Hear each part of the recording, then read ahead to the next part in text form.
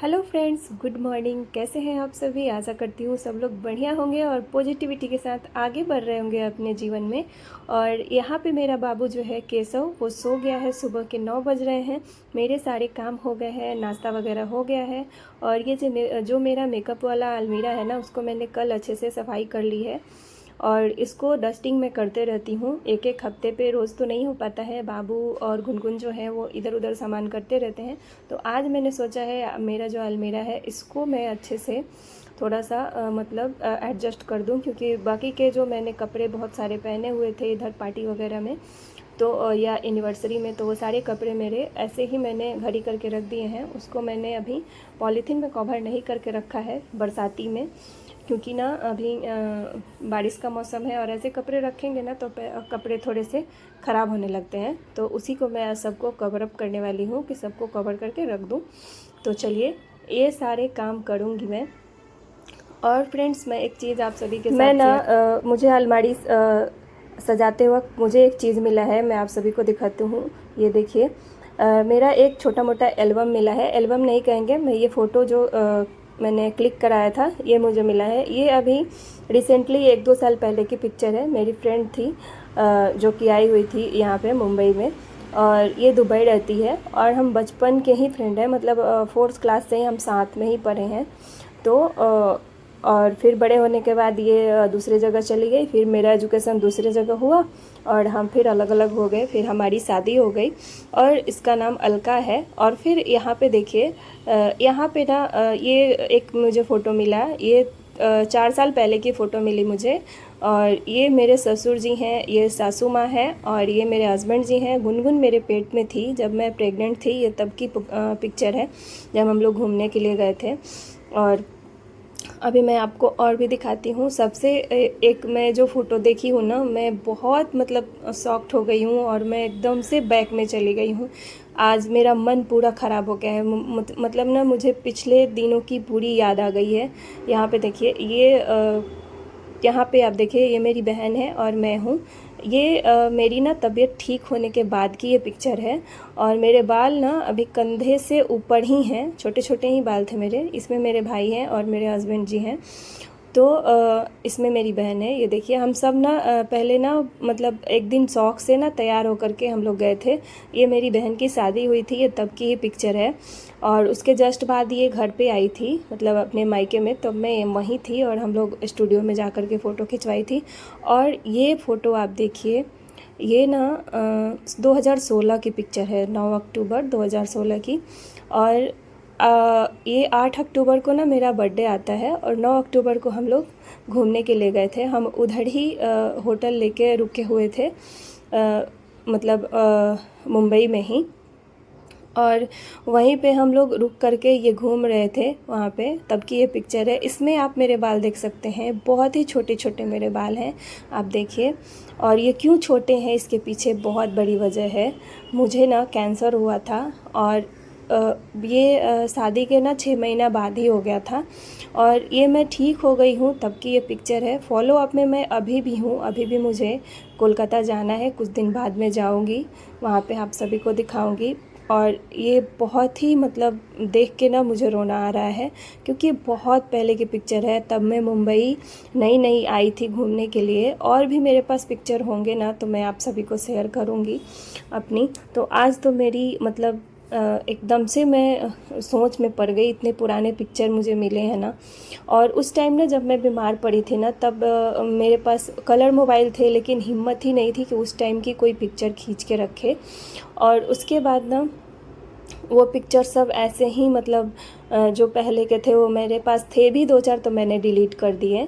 और मेरा जो इलाज था वो कोलकाता में हुआ था और 6 महीने बाद ही कुछ ऐसा हो गया जिससे मुझे बीमारी हो गई। और बीमारी पकड़ में ही नहीं आ रही थी, बहुत टाइम बाद मुझे, मतलब 2-2.5 महीने बाद जा कर के मेरा मतलब जो बीमारी था वो पकड़ में आया। फिर ट्रीटमेंट हुआ और फिर जाके मैं थोड़ा सा बच पाई, और नहीं तो मतलब जीवन ख़त्म ही था समझिए। तो जैसे तैसे मैं बच गई।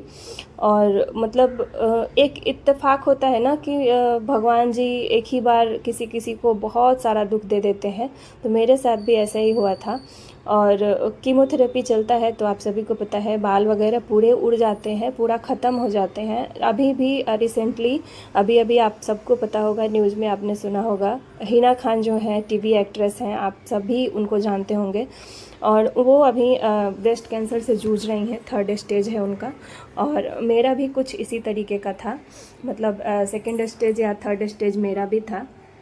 बहुत ही ज़्यादा मैं भी परेशान थी और मतलब काफ़ी ज़्यादा मशक्क़त, काफ़ी ज़्यादा स्ट्रगल करने के बाद मतलब मैं बची।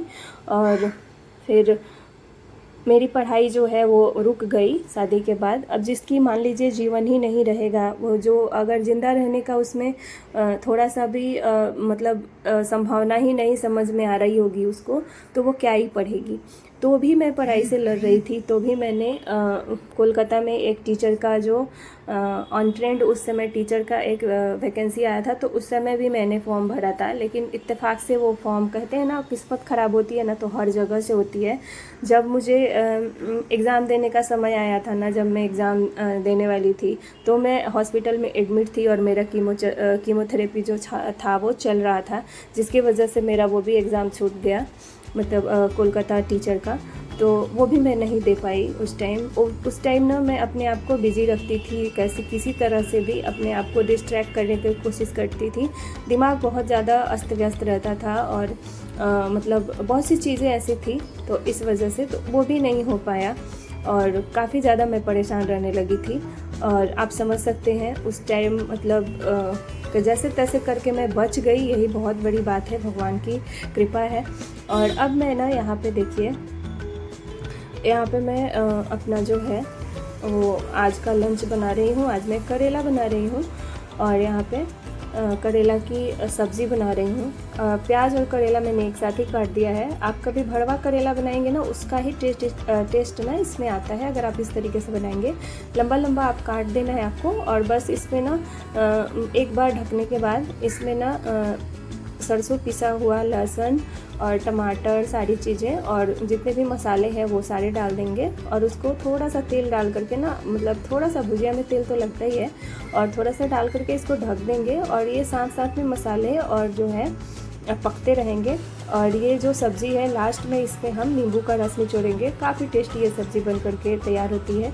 और यहाँ पे देखिए, यहाँ पे बहुत सारे कपड़े हैं जो कि बारिश की वजह से थोड़े गीले हैं, थोड़े सूखे हैं। इसमें बहुत सारे सूखे भी हैं, वो सबको मुझे घड़ी करना है। और आज मेरी ना तबीयत सही नहीं है, आज सुबह से ही सर दर्द हो रहा है। जब से मैंने वो पिक्चर देखी है ना, मुझे पूरी मतलब अपनी जर्नी जो है वो रिपीट हो गई है मेरे आँखों के सामने।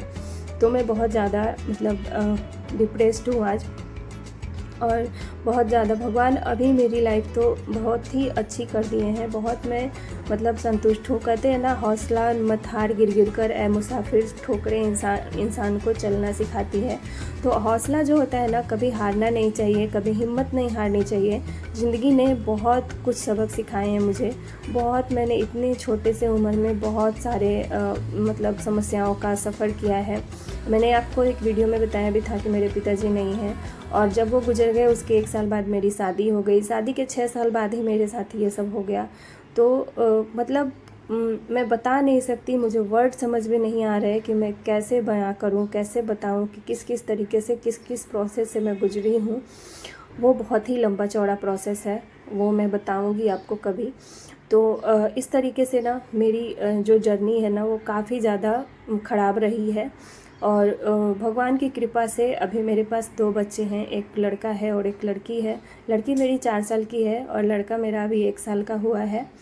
और अभी जो मेरी लाइफ है वो भी ठीक है, अच्छी है, लेकिन फिर भी मैं चाहती हूँ कि मेरी लाइफ जो है वो और भी अच्छी हो जाए, मैं कुछ कर जाऊँ। ये क्योंकि ना एक मलाल जो होता है ना, एक आदमी सोचता है ना कि बचपन से ही सोचा रहता है जब स्कूल कॉलेज जाते हैं कि मुझे ये बनना है, मुझे कुछ करना है। वो चीज़ें मेरे लाइफ में ना नहीं हो पाई, मैं अधूरी रह गई। कहीं ना कहीं मुझे ऐसा लगता है कि दूर से देखने पे सबको लगता होगा कि ये ठीक है, स्ट्रगल करके इसकी ज़िंदगी बच गई, 2 बच्चे हो गए, ये खुश है।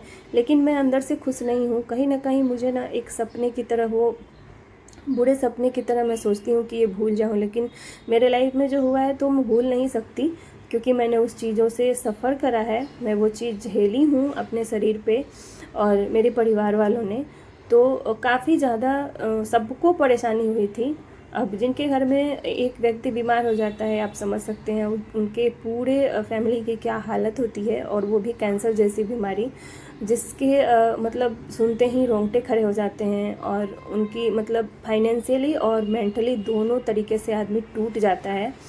तो इस तरीके से मैंने टूट करके और फिर से मैंने खड़े होकर के जीना सीखा है, थोड़ा सा अपने आप को आगे बढ़ाना चाहा है।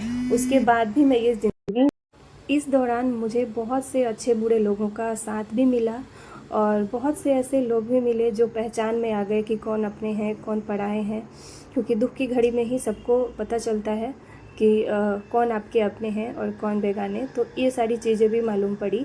और यहाँ पे देखिए सब्ज़ी बन कर के रेडी हो गई है, और लास्ट में मैं यहाँ पे नींबू निचोड़ रही हूँ और थोड़ा सा इसमें धनिया पत्ती डालूँगी।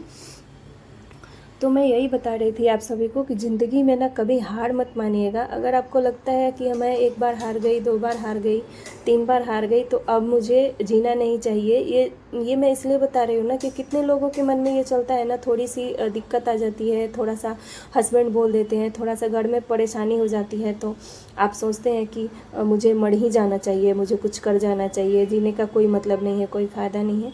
तो ऐसा बिल्कुल भी नहीं है। मैंने इतने सारे कष्ट सहने के बाद भी मैं अभी मतलब मैं ज़िंदा हूँ। और इस मतलब जो स्ट्रगल है ना, जो दिक्कतें आती हैं ना, वो आपके साथ ही नहीं आती हैं। पूरे मतलब किसी भी आदमी के पास आप जा कर के बैठेंगे ना, तो उनकी सच्चाई कहीं ना कहीं दुख भरी आपको मिल जाएगी सुनने के लिए। तो ये दुनिया जो है ना, वो दुखों से भरी हुई है। बस आप इसमें अपना खुशी तराशिए और अपने लाइफ को थोड़ा सा मतलब नॉर्मल रखने की कोशिश करिए। दिक्कतें सबके लाइफ में आती हैं, और आप अपने जो लक्ष्य है उस पर फोकस करेंगे ना, तो आपको ज़रूर मिलेगा। मैंने अपने आप को थोड़ा सा अच्छे से ढाला, और मैं आगे बढ़ रही हूँ धीरे धीरे। आप भी बढ़िए, आपको भी बहुत अच्छा लगेगा, आपकी माइंड रिफ्रेश होगा, आपका मंजिल मिल जाएगा। आप जिस स्थिति में है ना, आप थोड़ा सा अपने आप को जो पढ़ाई से है उससे एक बार लगाव रखिए, अपना गोल क्लियर रखिए।